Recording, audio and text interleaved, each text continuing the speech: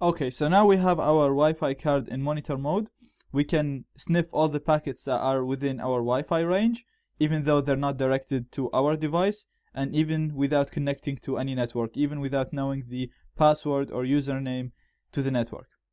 So what tool we're gonna use? We're gonna use a tool called Airodump NG. It's part of the AirCrack suite. It's a packet sniffer, allows us to capture all the packets around us.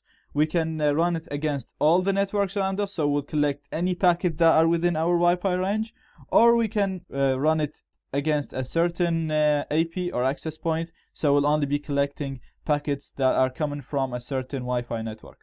We'll see how we run the program first. First, you need your Wi-Fi card in monitor mode. I have it now in monitor mode, and the name of the Wi-Fi card in monitor mode, it's WLAN0. So we'll just clear this, and we will run Airodump ng and mon0. It's just as simple as that. Mon0 is the name of the Wi-Fi card that has monitor mode enabled on it. And now you can see it's starting to list all the networks around us. Another use of Airodump ng is to identify all the networks around us and to identify all the connected devices to these networks. So I'm just gonna Control C now to stop sniffing, and we'll just have a quick look now. All the packets that we sniffed, now we didn't save them anywhere, so there was really no point of analyzing the packets, because we just ran it against all the access points around us to see what networks are around us and gather information about these networks. So you can see like there is quite a good bit of networks around me.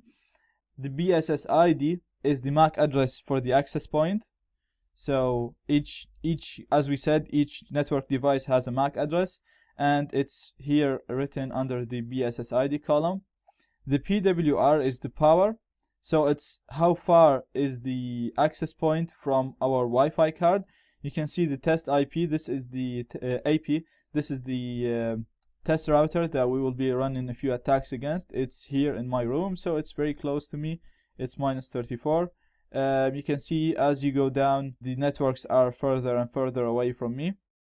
So the closer the network, the easier for you to get to sniff the packets, because obviously you're closer and the packets can be collected easier. Also, all the attacks that we're going to explain in the future, the closer the network to you, the more effective the attack, and the quicker you will gain your access or achieve your goal. Beacons is the signals that the AP send. So each access point send a certain type of packets to tell all the clients around it that I exist and I'm there.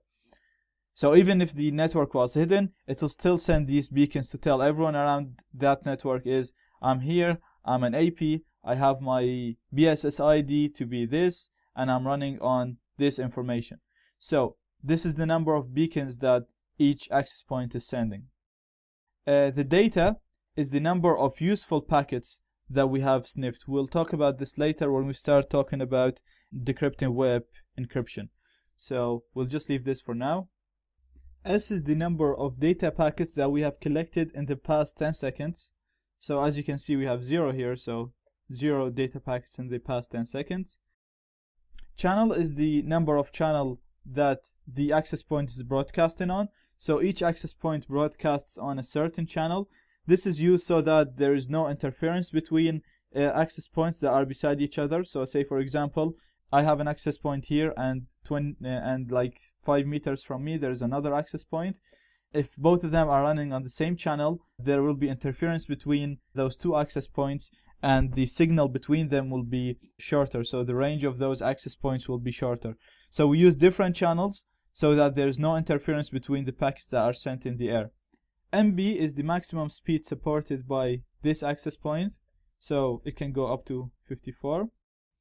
Inc is the encryption that's used in that access point. So we see the encryption here is web, here is WPA2, here is web again, we have WPA here, and if it's an open network you'll see OPN here in the encryption.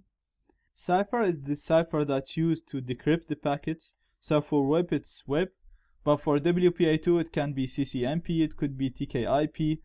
We'll talk about these later when we get into WPA cracking. auth is the type of authentication that's required for this access point. So we have PSK, pre-shared key here. We have MGT for this one. And we'll talk about this later as well when we go to WPA cracking.